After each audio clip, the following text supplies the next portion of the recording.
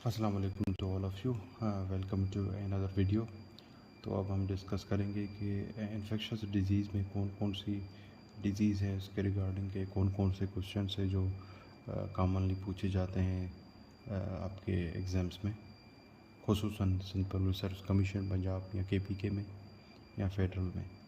तो मलेरिया सबसे बड़ा कॉमन टॉपिक आपको पता है, आपकी लाइफ में, हमारी लाइफ में हम जितने भी पेशेंट देखते हैं तो उसमें मलेरिया जितने पेशेंट देखते हैं उसमें बड़ा कॉमन है। आप किसी भी BHU में बैठे हैं, आप किसी भी बड़े सेटअप में बैठे हैं, ये हमारे पास बड़ी एक एंडेमिक डिज़ीज़ है जो 12 महीनों में आपको तकरीबन इसके पेशेंट आपको मिलते रहते हैं। तो इसके रिगार्डिंग आपसे काफ़ी सवालात पूछे जाते हैं। अब जो सवालात पूछे जाते हैं मैं उनकी डिस्कशन आपसे करूँगा कि कौन कौन से सवालात हैं। सबसे पहले कि व्हाट इज़ मलेरिया, ये तो कॉमन सा सवाल है। उसका सिंपल सा जवाब, malaria is a serious disease caused by a parasite called Plasmodium. आपको पता है प्लाज्मोडियम जो पैरासाइट है उसकी वजह से होता है मलेरिया। जब भी आपको कोई भी इन्फेक्टिव मस्कीटो जो है वो बाइट करता है तो आपको मलेरिया हो जाता है पेशेंट को। अच्छा, इसमें अभी सिंध पब्लिक सर्विस कमीशन में 2024 में अभी ये क्वेश्चन पूछा जा रहा है कि what causes malaria and please tell me the species of various malarial parasites. यानी स्पीशीज़ भी पूछ रहे हैं, डेफिनेशन जिस तरह से मैंने बताया वो भी पूछ रहे हैं, लेकिन स्पीशीज़ जो हैं वो पूछ रहे हैं। तो आप बताएंगे कि प्लाज्मोडियम की जो स्पीशीज़ हैं वो बेसिकली आजकल 5 हैं, 5 प्लाज्मोडियम स्पीशीज़ कौन कौन सी हैं? Plasmodium falciparum, plasmodium vivax, plasmodium ovale और प्लाज्मोडियम मलेरी। और आजकल जो नई स्पीशी आई है, नई तो नहीं है लेकिन जो लेटेस्ट है वो है प्लाज्मोडियम नोलेसी। ठीक है। अच्छा, ये क्वेश्चन अलग से भी आजकल पूछा जा रहा है कि what is the new type of malaria species. अभी 2024 में भी ये क्वेश्चन पूछा जा रहा है। ठीक है, तो आपका जवाब होगा प्लाज्मोडियम नोलेसी। जी, तो name the new type of malaria species, ये 2024 में पूछा जा रहा है। आपका जवाब होगा प्लाज्मोडियम नोलेसी। अच्छा, malaria transmission, what is the mode of transmission of malaria. देखिए, जो चारों स्पीशीज़ हैं, इवन जो 5 हैं, all of them, all 4, all 5 जो स्पीशीज़ हैं, they are transmitted by bite of infected female anopheles mosquito. और दूसरा ट्रांसमिशन इनका ब्लड भी होता है। यानी अगर आपको कोई ब्लड ट्रांसफ्यूजन है, अगर उस ब्लड ट्रांसफ्यूजन में प्रॉपरली चेक नहीं किया गया, अगर उसमें मलेरिया है, अगर वो ब्लड ट्रांसफ्यूज़ हो गया पेशेंट को, तो वो ट्रांसफ्यूजन ऑफ ब्लड के थ्रू भी मलेरिया ट्रांसमिट हो सकता है। और दूसरा ट्रांसमिशन बाइट ऑफ मस्कीटो है। तो दूसरा सवाल है डिज़ीज़ काज बाय मस्कीटो। अच्छा, ये भी पूछ रहे हैं कि अच्छा मस्कीटोज़ की वजह से कौन कौन सी डिज़ीज़ स्प्रेड होती हैं। तो आप बताएंगे मलेरिया है, मलेरिया एनोफिलस मस्कीटो, उसकी काटने की वजह से ये स्प्रेड होती है। Dinghy, Zika, yellow fever, filariasis और वेस्ट नील, ये सारी जो डिज़ीज़ हैं ये जो हैं they are spread by mosquitoes, ऐसे समझ लें। ठीक है, आगे आते हैं कि और कौन कौन से सवाल हैं रिगार्डिंग मलेरिया। तो अच्छा, ये पूछा जाता है कि tell me the signs and symptoms of malaria. Malaria में कौन कौन से साइन एंड सिम्टम्स के साथ पेशेंट प्रेजेंट करेगा। तो आप बता सकते हैं कि sir high grade fever with chills, sweats, headache, nausea, vomiting and body aches. High grade fever with chills, ये बड़े काम, ये सबसे इम्पॉर्टेंट है जो आप बताएंगे। ठीक है। अच्छा, ये 2 सवाल हैं, ये 2 सवाल अलग अलग भी पूछ सकते हैं, साथ भी पूछ सकते हैं। यानी sign and symptoms of malaria, ये एक सवाल हो गया। दूसरा सवाल कि what are precautions for malaria. Malaria को बचाने के लिए, मलेरिया से बचने के लिए हम कौन कौन से प्रिकॉशंस जो हैं वो यूज़ करेंगे। तो प्रिकॉशंस कौन कौन से होंगे? We will use the insect repellent जो हम यूज़ करते हैं, और we will sleep under the mosquito nets. ऐसे एरियाज़ में जहाँ पे मच्छर बहुत ज़्यादा हैं तो आप मस्कीटो नेट्स यूज़ करेंगे, इंसेक्ट रिपेलेंट बॉडी पे यूज़ करेंगे। ठीक है। टेक एंटी मलेरिया प्रोफाइलेक्सिस, या मलेरिया की जो दवाई है उसको प्रोफाइलेक्टिकली किसी एरिया में जाएंगे जहाँ पे ऑलरेडी मलेरिया है तो उस इलाके में जाने से पहले हम prophylactically anti malaria medicine use करेंगे। या दूसरा है कि eliminate the breeding mosquito breeding sites around living areas. आपके इलाके में, आपके मोहल्ले में अगर एरियाज़ हैं जहाँ पे पानी खड़ा होने की वजह से मस्कीटो हैं, तो आप उन ब्रीडिंग एरियाज़ को ख़त्म करेंगे। इस तरह से आप प्रिकॉशनरी मेयर करेंगे। अच्छा, एक और सवाल होता है, what is the please tell me the difference in fever pattern of malaria and typhoid. आपसे जब मलेरिया पूछा जाएगा, मैंने आपको पहले बताया कि मलेरिया का पैटर्न क्या होगा, हाई ग्रेड फीवर होंगे, चिल्स होंगे, विद स्वेट्स होंगे, ओके।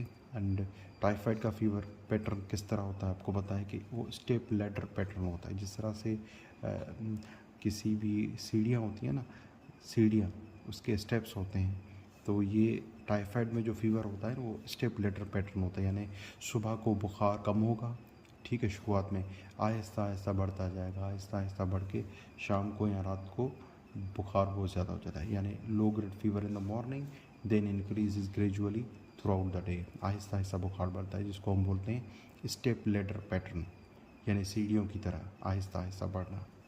और मलेरिया में हाई ग्रेड फीवर होता है with rigors and chills and sweating.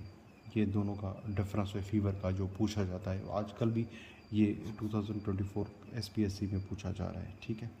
या इसके अलावा ये भी सवाल पूछा जा रहा है अभी भी 2024 में कि मलेरिया में और डेंगू में क्या फ़र्क है। देखें, दोनों में फीवर होता है, ठीक है। मलेरिया में जो है, malaria is caused by Plasmodium parasite, आपको पता है, स्प्रेड बाय एनोफिलस मस्कीटो। और उसका फीवर पैटर्न क्या होता है, आपको पता है कि स्वेटिंग होती है, हाई ग्रेड फीवर होता है, ओके। और डिफरेंट टाइप ऑफ स्पीशीज़ होती हैं involve in malaria. How ever dengue जो है ये वायरल डिजीज़ है, वायरल डिजीज़ है, डेंगू वायरस की वजह से होती है, ठीक है।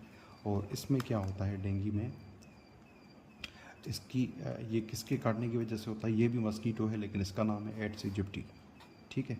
एड्स इजिप्टी की काटने की वजह से जो है डेंगू वायरस स्प्रेड होता है। और it is called break bone fever, क्योंकि जिसमें हड्डियों में बहुत ज़्यादा दर्द होता है, जैसे हड्डियाँ टूटती हैं इस तरह का दर्द होता है, इसीलिए उसको ब्रेक बोन फीवर बोलते हैं, ठीक है। सैडल बैक फीवर बोलते हैं क्योंकि पैटर्न है फीवर का, बुखार आता है फिर जाता है। मैक्यूलो पे रैश होते हैं। और अच्छा, एक और बात, दोनों में डिफरेंस ये बड़ा कॉमन है कि जब भी आप डेंगू की बात करेंगे तो डेंगू में क्या होता है कि ब्लीडिंग टेंडेंसी जो है ना वो हो जाती है। यानी कोई भी एक टेस्ट कर सकते हैं आप, टॉर्निकेट टेस्ट, यानी कोई भी टॉर्निकेट आप ब्लड ड्रा करने के लिए बांधेंगे, जैसे बांधेंगे टॉर्निकेट, जैसे ये समझ लीजिए टॉर्निकेट मैंने बांध लिया, इसको थोड़ा हटाऊंगा तो यहाँ पे एक रेश हो जाएगा, बिल्कुल निशान हो जाएगा, दैट विल शो के डेंगू है। और ये रेश जो है ये अमूमन मलेरिया में नहीं होता, डेंगू में होता है। या ये समझ लें कि आप कफ बांध लें कि पेशेंट को BP चिप मेयर करने के लिए, तो जैसे आप कफ को फिर पुश करने के बाद जैसे खोलेंगे तो होता क्या है कि रेडिश कलर का निशान छोड़ जाता है बाजू पे। तो ये जो है रेडिश निशान ये डेंगू में होता है, मलेरिया में नहीं होता, क्योंकि ये जो इसमें जो ब्लीडिंग टेंडेंसी है वो हो जाती है, ओके। तो ये डिफरेंस है मलेरिया और डेंगू का, ये डिफरेंस हो गया फीवर पैटर्न का, मलेरिया टाइफाइड का। ये अभी भी पूछा जा रहा है, ये कॉमन क्वेश्चन है जो आपको फेडरल पब्लिक सर्विस कमीशन हो, पंजाब हो, या कहीं पे भी जाएंगे तो आपको ये सवाल उमूमन आपको, इवन PPSC का इंटरव्यू भी हो तो वहाँ पे भी आपको ये सवालात आपको आने चाहिए। ये बेसिक सवाल है, ठीक है। आगे चलते हैं। अच्छा, ये भी अभी भी कॉमनली पूछा जा रहा है कि वो जो malaria is common in Pakistan. देखें, जिस तरह से हमने डिस्कस किया कि स्पीशीज़ कौन कौन सी है मलेरिया में, ठीक है, सबसे जो न्यू स्पीशी है वो कौन सी है। अच्छा, ये भी पूछ रहे हैं कि ये जो 4 स्पीशीज़ हैं इनमें से कॉमनली हमारे इलाके में कौन कौन सी होती हैं, तो आप बताएंगे सर प्लाज्मोडियम वाइवेक्स और प्लाज्मोडियम फेल्सीपेरियम जो हैं ये कॉमनली मलेरिया पैरासाइट्स हैं जो हमारे पाकिस्तान में मिलते हैं। अच्छा, इसमें जो वाइवेक्स है इसमें हिप्नोजॉइड्स की शक्ल में, यानी इसके जरासीम जो हैं आपकी बॉडी में, आपके लिवर में हिप्नोजॉइड्स की शक्ल में आके छुप जाते हैं, जिसे जिसे फिर ह्यूमन जो टेंडेंसी है, जब वीकनेस हो जाती है, जब इम्यूनिटी वीक हो जाती है, तो फिर हिप्नोजॉइड्स जो हैं वो दोबारा से एक्टिव हो जाते हैं और मलेरिया दोबारा से रिलैप्स हो जाता है। तो रिलैप्सिंग मलेरिया वाइवेक्स जो है ना हिप्नोजॉइड्स की वजह से होता है, और ये हिप्नोजॉइड्स फेल्सीपेरियम में नहीं होते। हालांकि ये दोनों कॉमन है, लेकिन हिप्नोजॉइड्स वाइवेक्स में होते हैं। ये भी एक अलग सवाल है जो कॉमनली पूछा जाता है, ठीक है। अच्छा, ये एक और प्रिवेंटिव मेयर्स मैंने पहले भी डिस्कस किया कि मलेरिया के कौन कौन से हैं। आप क्या क्या मस्कीलो, आप इंसेक्टिसाइड ट्रीटेड नेट्स यूज़ करेंगे, आप मस्कीटो रिपेलेंट्स यूज़ करेंगे, आप स्प्रे इस्तेमाल कर सकते हैं, या जो जहाँ पे स्टेगनेंट वाटर है यानी खड़ा हुआ पानी जहाँ पे डेंगू और मलेरिया के मच्छर आके बैठ जाते हैं, आप उनको रिमूव करेंगे। इस एरियाज़ को कीमोप्रोफाइलिक्स, यानी अगर आप कहीं किसी इलाके में जाते हैं वहाँ पे अगर आपको पता है कि मलेरिया डेंगू है, तो आप प्रोफाइलिक्सिकली मलेरिया के लिए स्पेशली आप एंटी मलेरियल्स लेके जाएंगे ताकि आपको मलेरिया ना हो। ठीक है, तो ये प्रिवेंटिव मेयर से डेंगू के लिए आप ये सब बताएंगे। ठीक है, मलेरिया के लिए पहले हमने डिस्कस किया। अच्छा, एक और बात, what is the treatment of malaria. आप देखें, जब भी आप किसी भी इंटरव्यू के लिए जाएंगे तो आपको ये पूछा जाएगा कि पाकिस्तान में कॉमन डिजीज़ कौन से हैं, तो आपको आप नाम मलेरिया ज़रूर लेंगे, तो ये सब सवाल तो आपसे ज़रूर पूछेंगे। आपको ट्रीटमेंट मलेरिया का आना चाहिए, यानी what is the treatment of malaria. आप बताएंगे क्विनिन प्लस टेट्रासाइक्लिन और डॉक्सीसाइक्लिन और clindamycin, any of these combinations would be given for 7 days. ठीक है, मलेरिया का ट्रीटमेंट। अच्छा, कौन कौन सी टेस्ट हैं जो मलेरिया को डायग्नोज करने के लिए हम करते हैं। देखें, there are few diagnostic test to confirm if you have malaria. कौन कौन सी होती हैं। Blood smear microscopy, blood smear microscopy test भी होती है, जिसमें आप ये समझ लें थिक और थिन फिल्म टेस्ट होते हैं। ठीक है, यानी ये ब्लड स्मेयर माइक्रोस्कोपी के एग्जाम्पल हैं। थिन फिल्म किस लिए होती हैं। थिन फिल्म इसीलिए होती हैं for the identification of malaria species present, यानी स्पेसिफिकली आपको ये जानना है कि मलेरिया तो है लेकिन स्पीशीज़ कौन कौन सी है, तो उसके लिए आप ब्लड स्मेयर माइक्रोस्कोपी में थिन फिल्म टेस्ट करते हैं। ठीक है, और उसके अलावा rapid diagnostic RDTS rapid diagnostic testing भी होती है, PCR टेस्टिंग। तो ये डायग्नोसिस होती है, ये टेस्ट होते हैं जिससे हम डायग्नोस करते हैं मलेरिया की प्रेजेंस। ओके, अच्छा, उसके अलावा आगे आते हैं तो कॉमन कॉम्प्लिकेशन। आप ये सवाल पूछ सकते हैं कि भाई आप कॉमन कॉम्प्लिकेशन आप बताएं मलेरिया की, या मलेरिया की कौन कौन सी कॉम्प्लिकेशन हैं। तो आप अगर कौन कौन सी कॉम्प्लिकेशन आपसे पूछी जाती हैं तो आप बताएंगे भाई इट में बी सेरिबुलर मलेरिया हो सकता है, उससे ब्रीदिंग प्रॉब्लम्स हो सकती हैं, ऑर्गन फेल्यूर हो सकते हैं, मल्टी ऑर्गन फेल्यूर में जा सकता है, आपकी किडनी है वो डैमेज हो सकती हैं, सीवियर अनेमिया करा सकता है, लो ब्लड शुगर करा सकता है। तो ये सब कॉम्प्लिकेशन आप 1 बाय 1 बताते जाएंगे।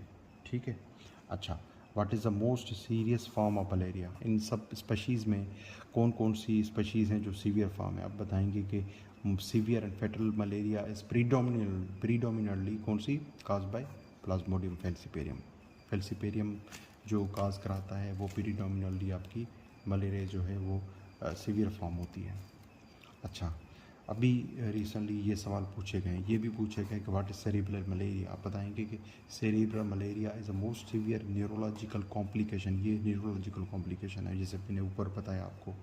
ठीक है, अच्छा, किस में होता है ये, प्लाज्मोडियम फेल्सीपेरियम मलेरिया में।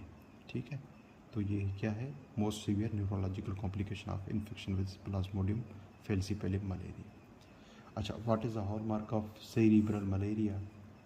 ठीक है, the clinical hallmark of cerebral malaria है coma. At the end of the day अगर ऐसा कोई पेशेंट जिसको फेल्सीपेरियम हो गया तो उसको हो जाता है सेरिब्रल मलेरिया, और cerebral malaria eight the end of the day patient को कोमा में चला जाता है वो। ओके, अच्छा, ये पूछा गया है, ये जो सवाल मैं बता रहा हूँ ये अभी भी रिसेंटली पूछे जा रहे हैं। तो आप अगर मलेरिया कवर करके जाते हैं तो मोस्ट प्रोबेबली आपके काफ़ी क्वेश्चन जो है ना इसी से हल हो जाते हैं। ठीक है, अच्छा, फिर पूछ सकते हैं कि भाई drug of choice falciparum malaria में कौन कौन सी, आप बताएंगे artemether based combination therapy with quinine, यानी क्विनिन आर्टिसुनेट जो है वो यूज़ करते हैं हम लोग। अच्छा, एक और सवाल इसी के रिगार्डिंग कि what is black water fever. देखें, मैंने बताया कि मलेरिया की कॉम्प्लिकेशन है ना, उसमें वन ऑफ द कॉम्प्लिकेशन ये है। ठीक है, it is severe form of malaria caused by falciparum. आपको पहले बताया कि फेल्सीपेरियम जो है वो सबसे सीवियर है, लेकिन उसकी एक कॉम्प्लिकेशन होती है black water fever, that is characterise by haemoglobinuria और ब्लैक यूरिन रीनल फेल्यूर, या रीनल फेल्यूर में पेशेंट चला जाएगा। ठीक है, यूरिन ब्लैक कलर का आएगा फ्लो क्यों आएगा? क्योंकि हीमोग्लोबिन उसके यूरिन में डिस्चार्ज होगा, खारिज होगा। ठीक है। It is one of the complication of cerebral malaria. It is brown black urine due to the intravascular haemolysis. ठीक है। पेशेंट किस तरह प्रेजेंट करेगा? High temperature, haemolysis, haemoglobinuria, peripheral circulatory collapse, okay, renal failure. ठीक है। तो ये सब क्वेश्चन है रिगार्डिंग मलेरिया जो आपको याद करने हैं। अगर आप कोई भी एग्ज़ाम दे रहे हैं, अगर ये सब याद करके जाते हैं तो इंशाल्लाह आपके मलेरिया से क्वेश्चन कहीं नहीं जाएंगे। आई होप इसने आपकी हेल्प की होगी।